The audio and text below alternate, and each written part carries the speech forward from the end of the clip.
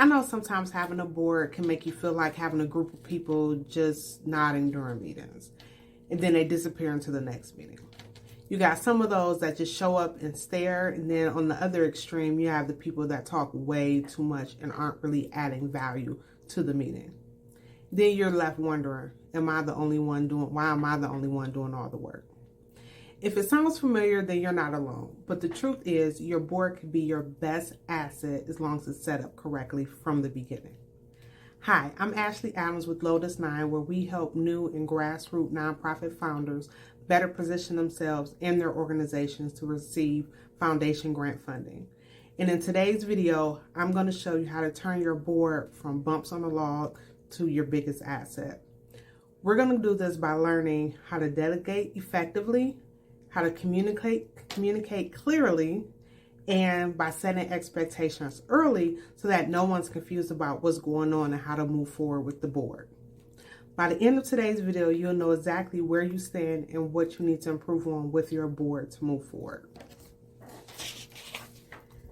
You probably started your nonprofit thinking that your board would be your dream team, the people that you rely on to do all the work, to work with you, you will bounce ideas off of.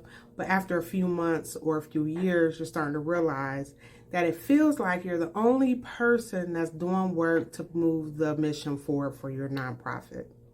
Maybe you're sending emails that go unanswered, you're making phone calls people don't respond to. When you're asking for volunteers for different tasks, no one is volunteering, or maybe they have a list of excuses that they're giving you as to why they can't help. I've experienced it too. I've sat on a couple of different boards, and actually the board I'm on right now, we've gone through this. But through today's video, I'm going to show you how to deal with some of these issues. Because with our board, once we learn how to set expectations from the very beginning, to delegate with intention, everything changed. Meetings became enjoyable. We wanted to attend. It was high energy because everyone was contributing and they were seeing results. And this is what I want for you. I don't want you to look at your board as being a drain, as being a burden, or just being there doing anything. Your board is going to help make work easier for you and move the mission of your nonprofit forward. So, before we dive in, tell me in the comments what you're struggling with your board. Is it getting them to attend? Is it getting them to attend different events? Is it getting them to participate, volunteer for things? Put it in the comments below because I'm sure you're not the only one. So let's jump right in. Point 1, you need to set expectations from the very beginning. This is where a lot of founders drop the ball, and not intentionally, they just don't realize it. Starting out, you have to set the expectation of what's expected of your board members so they can know how they need to perform. And write this down. Before you even bring someone on your board, take time to clearly outline what your expectations are. So these are about 4 points that you definitely should start out with. There are other things you want to make sure that your board members, potential board members, are aware of, but these 4 will definitely help get you started. Number 1, how often you're going to meet. Number 2, what kind of involvement you want in between meetings, because to be honest, whether you're meeting on a monthly basis or on a quarterly basis, there are things that are going to come up in between time.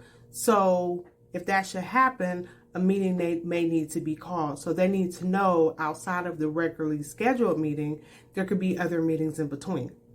Number 3, what giving or your fundraising responsibilities look like. Some boards require fundraising, some boards don't. Some require that members make a donation, some don't. So these are some things that you need to make sure your potential board member is aware of. And then 4th, what specific roles exist? What do you need help with? You don't want to get people on your board just to have a body. You want to recruit people who have some kind of specialty or experience or something to bring to the table. If it's that their strength is that they have a lot of time, maybe that's a person who you can have in charge of volunteering at different, on behalf of the nonprofit. Or if this is a person who may have a legal background, Maybe that's the person you want to have on the board to help you review any legal documents that may come across. So when you're recruiting board members, don't just recruit people because they're a body. Make sure they have something to bring to the table. And you have to have this conversation early before they even start. And actually, these are questions they may ask you, so you need to be prepared when you're approaching someone about joining your board. And if for those people that are watching, if you've already done this with your nonprofit, put that in the comments below and kind of help the other viewers see some of the things that other nonprofits have done to help set the expectations early on for their board members. Because when expectations are clear from day one, you avoid awkward conversations down the road. And it gives you and the president or the head of the board a backbone to stand on when you're having problems with someone. You can't hold board members accountable if they don't know what's expected of them from the beginning. So moving on to point number 2, you need to communicate effectively. And before we even get into this point, as a founder or the main person for your nonprofit, I want you to step back and take a moment and ask yourself, am I a good communicator? And I mean that in writing and verbally. So for example, if there's a problem at your nonprofit, can people come to you and talk without feeling like they're being talked over, or that they're going to get in trouble, or they're going to get scolded at? Can you communicate effectively verbally? Also think about, are you a good communicator in writing?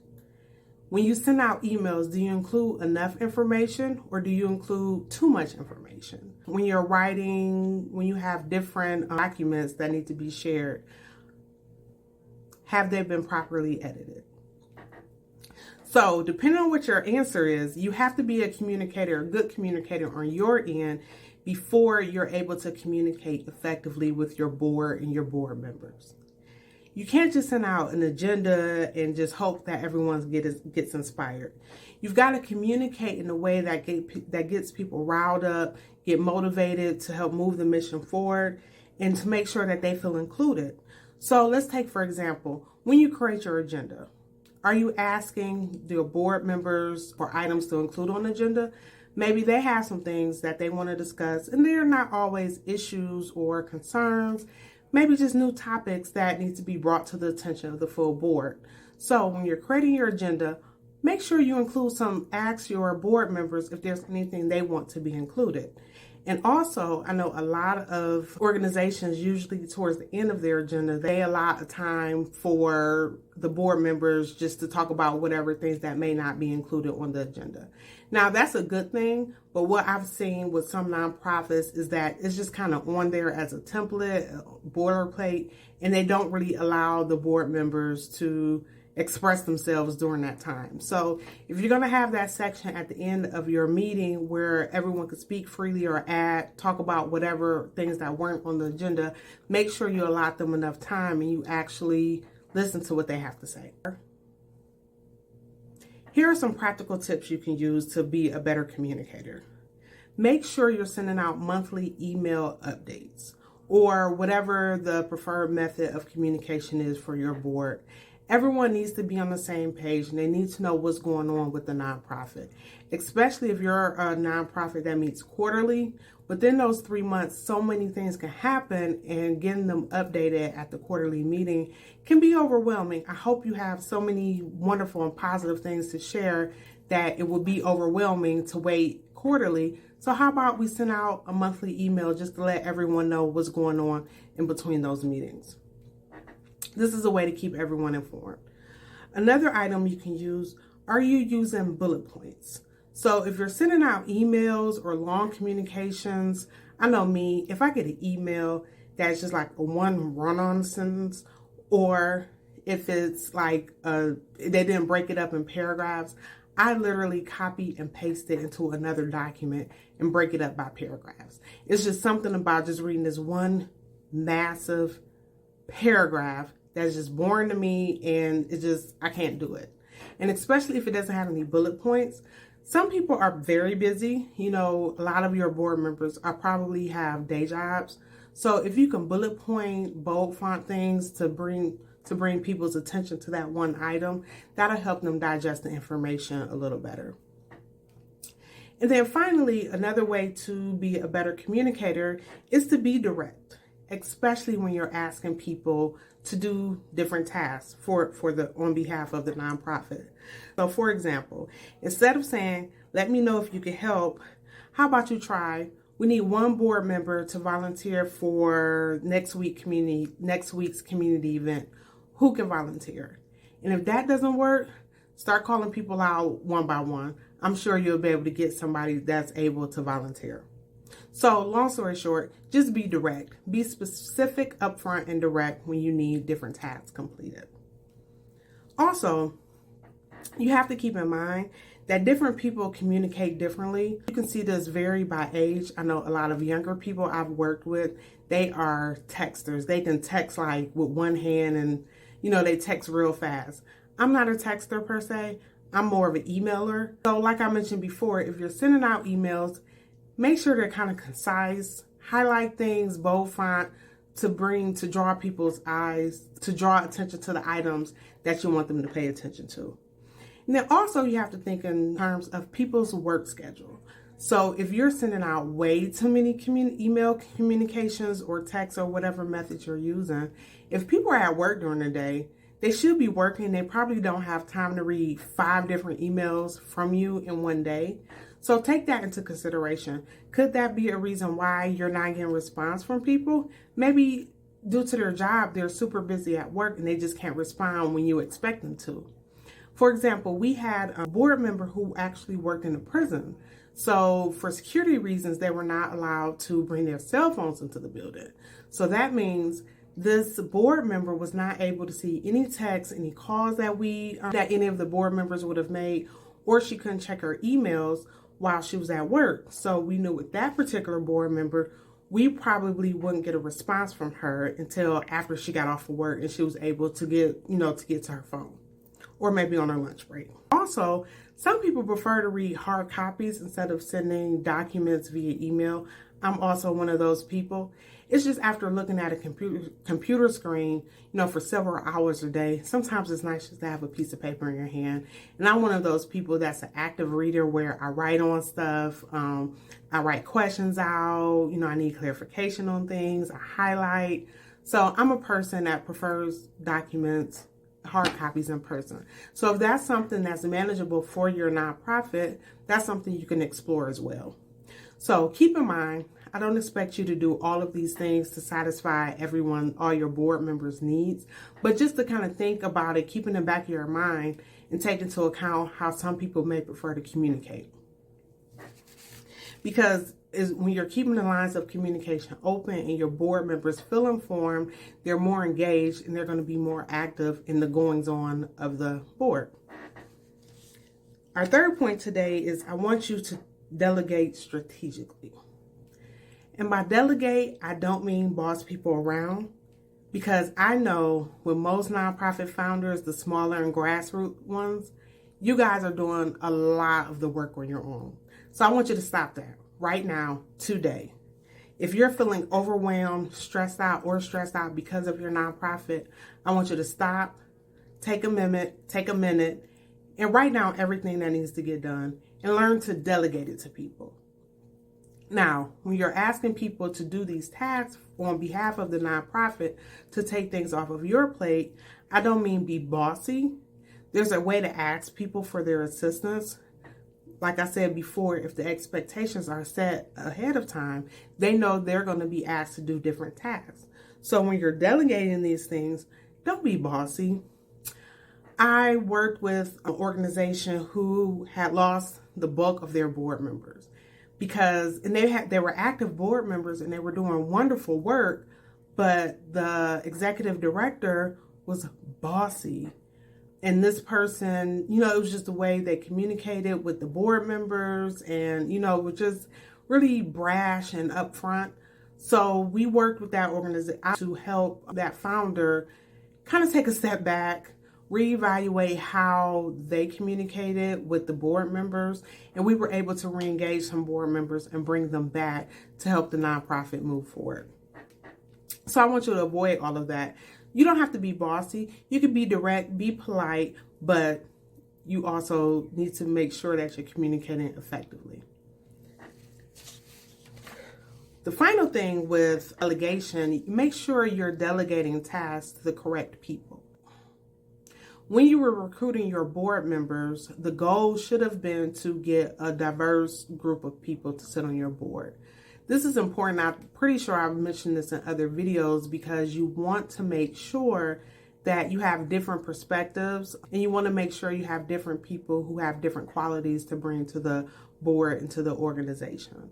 So with that being said, when you're delegating tasks, make sure you're delegating them to the correct person where that task will fall into their zone of genius.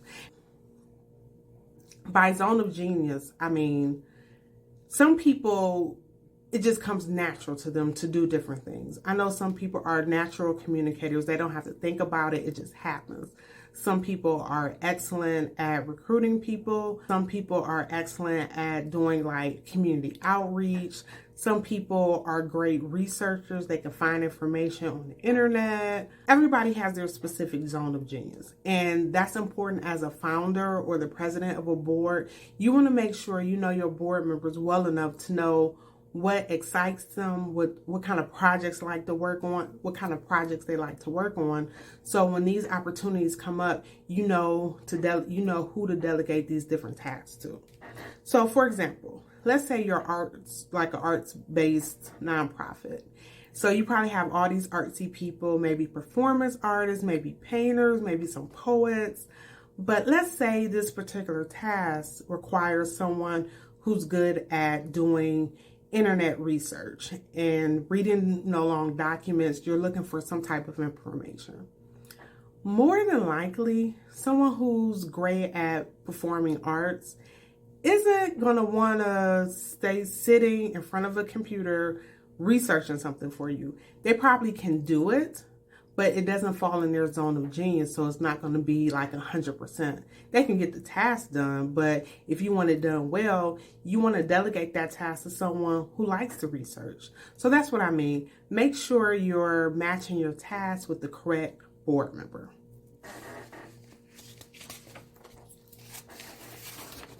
So back to being specific. When you're delegating, you want to make sure that you're clear, you're giving them measurable outcomes, and that you're being specific. So for example, on the board that I sit on, we were having an issue with raising funds for our organization. We needed to come up with some fundraising ideas. So our president asked all the board members, no matter whether you held an office or not, to come to the next meeting, which we met on a monthly basis, come to the next meeting with at least 3 different ideas for fundraisers. So, everyone went back, did whatever. At the next meeting, everyone didn't have 3, but just about everyone had some sort of fundraiser. And after the group kind of went through each fundraiser, we decided on one that we would want to do.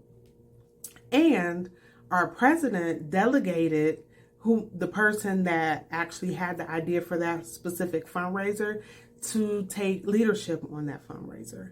So that's an excellent example of being exact, being clear, and delegating the task to someone. And, once we went through the whole process and actually completed the fundraiser, when we reported out on the results, which were very good, you should have I wish you could have saw the look on the board member's face who took charge of that fundraiser. It was a sense of pride, and in the end, it really was beneficial and helpful to the nonprofit to raise money. So those are some of the things that you want to look for in the future, ways to empower your board members to be active and to bring ideas to the table and execute them. That's how you make sure people are engaged and they stay active on your board. So my last point of advice today is, after hearing all the information I shared in the video, if you think that your board needs a little work, needs to be retooled a little bit, that's okay. That was the purpose of watching the video today. Now, so if you already have a disengaged board, or you just think you can kind of beef up a couple of things, I want you to start over and look at each individual person that you have on your board. kind of review them. I don't know how long they've been on the board. Maybe look back to last year or maybe the last 6 months and kind of evaluate them. I don't mean, go through a whole list of things, but just overall, do you think this board member has been beneficial to your board? Now, if you don't think so, I want you to take a further look and maybe ask why. Because if you haven't set the expectations for that board member to perform at their highest level, then that's your fault. But if the expectations were set and they're not being met, that's a conversation you need to have with that board member. Secondly, I want you to also look at your board members and see, do you have them in the correct positions? Sometimes you put people volunteer for certain things that, again, are not in their zone of genius, and they can get the job done. But if you have someone who likes to do that task, it could be so much better. So look at that as well. Now, when you revisiting everyone's role, I want you to be clear. So in reviewing your board, I want you to revisit everyone's role. I want you to clarify the communication preferences that each has and identify where each member can best contribute. It's never too late to course correct. Once you get all this information together, share it with your board. And by sharing it with your board, number one, you're keeping them informed. Then number two, you're giving them something to be excited about, because now they may get put in a different position that they can excel in. So that's the end of today's video. Let's recap what we went over. Number one, set expectations clearly and early when you're onboarding and recruiting your board members. Number two, communicate effectively so that your board stays informed and feels motivated. And finally, number three, delegate strategically so that your board members can take ownership and they can excel in their strengths. I have an action step for you. This week, I want you to take a look at your board list and identify one area where you can improve at. If you've had an issue with the board member, take a step back and see, was it your communication issue or was it their communication issue? I want you to reevaluate yourself as the founder, and if you're the executive director or whatever your title is, as the leader for this nonprofit, reevaluate yourself and make sure your T's are crossed and your I's are dotted before you start reevaluating the whole board. Now remember, your board isn't just there to check off a legal requirement to file your 501c3 paperwork. They are the sauce to the success of your nonprofit. So you want to make sure everything is okay on that end so you can focus on doing the work of the nonprofit. That's all I have for you today. So if you found this information helpful, add a comment below, or you could click the link in the information section to join the Lotus 9 email list, where we send out weekly emails on how to obtain nonprofit funding and position your nonprofit to get funding. And don't forget to like and subscribe to the video, subscribe to the channel so you can see all the new videos that come out. Don't forget, you've got the passion to help others. The only thing left to do is to get the funding. I'll see you next time. Bye.